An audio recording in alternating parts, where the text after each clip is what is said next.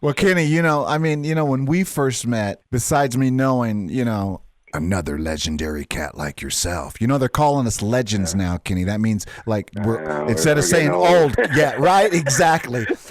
Instead of going, yeah, that old guy Mickey Free and his partner, old Kenny Olson. Now they're going the legendary Kenny Olson and Mickey Free. Yeah, right. That's awesome, and you Why? are a legend, I could dig it. and I could dig it, but I don't know if I'm a legend. You're a legend. But speaking of you look legends, at all. the first time we met, I love this in Nashville when you gave me the big hug, and we knew that we had one thread in common more than anything else. That was Billy from ZZ Top. And remember, Oh, you sent oh him the yeah, text. Remember, and he yeah. hits us back, right? It's such a great blessing to have people like like Billy Gibbons, who's a prime example of a man who has his own sound. I've been blessed to have got to work like you with Billy on numerous occasions, and just doesn't matter what he's playing his guitar through or what amp, it's gonna just sound like Billy no matter what, and it's awesome. And the great players that have that signature sound are the people that influence me. Like I mean, even like was blessed. We were doing like those Hendrix tours through the years, and Oh yeah.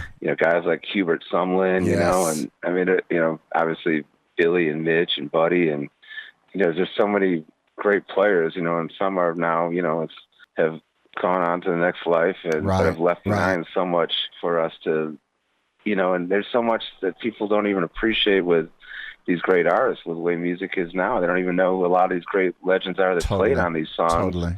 You and I do Yeah. because Yeah. they're our friends, and we've got the blessing of getting to know them and hear their stories, and And it's appreciating them and appreciating me. yeah, Kenny, the best story, like you're just talking about now for me, is so we're playing at Hyde Park in London, England, 100,000 people, and with Cindy Blackman Santana and American Horse.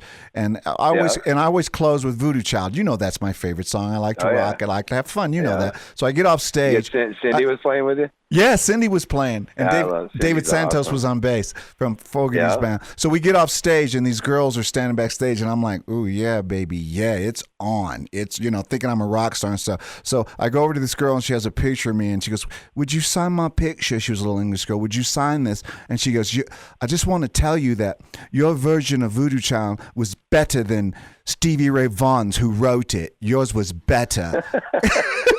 yeah, I looked at her like, "Baby, Jimi Hendrix wrote Voodoo Child." And she goes, yeah. "Who's Jimi Hendrix?" She said that to me, right? I know it's amazing how people, and then as us as players, I mean, you look at all the, the great people that we've worked with as Uh, other players, and their whole discography, everything they've played on, and a lot of these people nowadays they don't even know who a lot of these great players are, and it's saddening.